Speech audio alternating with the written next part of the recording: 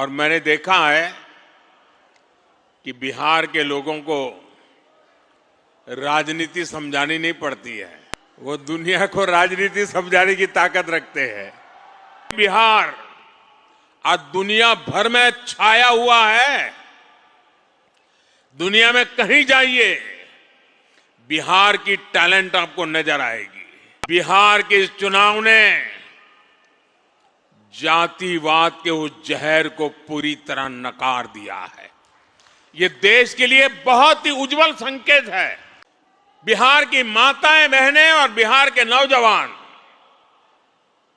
महिला, युवा, ये एक ऐसा माई कॉम्बिनेशन बना है जिसने आने वाले अनेक दशकों की राजनीति का नींव मजबूत कर दी है दोस्तों। और जो राजनीति का भेषु लोग हैं, जो राजनीति पर विवेचना करते हैं, उनको कई महीने लगने वाले हैं बिहार के चुनाव नतीजों का क्या क्या प्रभाव होने वाला है इसका एनालिसिस करने में। और मैं साफ मानता हूं, हिंदुस्तान की राजनीति में इस चुनाव में आपने देखा होगा, पिछले 2 साल से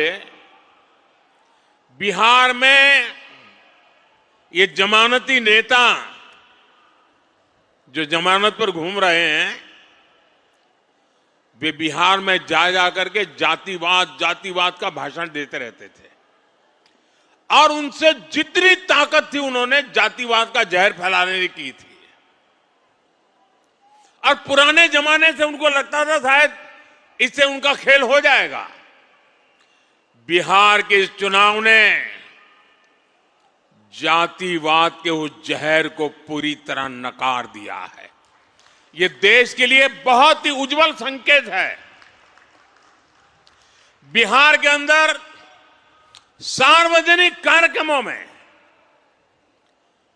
गैर कानूनी तरीके से जमीन ने कब्जा करके, मकानों को कब्जा करके जो वक्फ बना दिया जाता था, हमने देखा था तमिलनाडु में हजार साल पुराने गांव के गांव वक्फ प्रॉपर्टी बना दिए गए थे। देश भर में चिंता बन पड़ी थी। तब जाकर के हमने पार्लियामेंट में कानून पास किया वक्फ को लेकर के।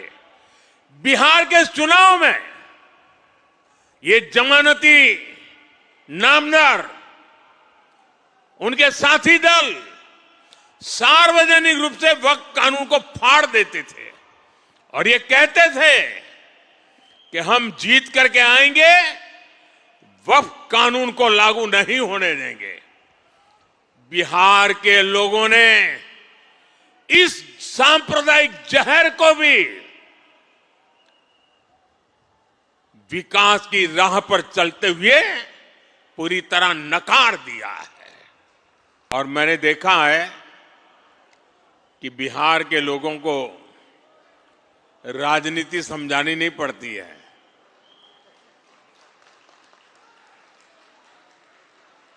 वो दुनिया को राजनीति समझाने की ताकत रखते हैं।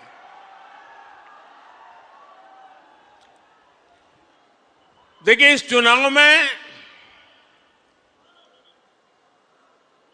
एनडीए गठबंधन जो विजयी हुआ है और महागठबंधन जो पराजित हुआ है, उन दोनों के बीच में 10% जितने वोट का फर्क है। 10%, ये बहुत बड़ी बात है जी। यानी सामान्य मतदाता ने एक तरफा, और मुद्दा क्या? विकास। आज बिहार के अंदर विकास के प्रति जो ललक है, हर जगह पे महसूस होती थी। और मैंने देखा था जब कोविड के समय देश भर से हमारे श्रमिक भाई बहन मुसीबत में थे, लॉकडाउन था, पैदल चल चल करके अपने वतन की ओर जा रहे थे।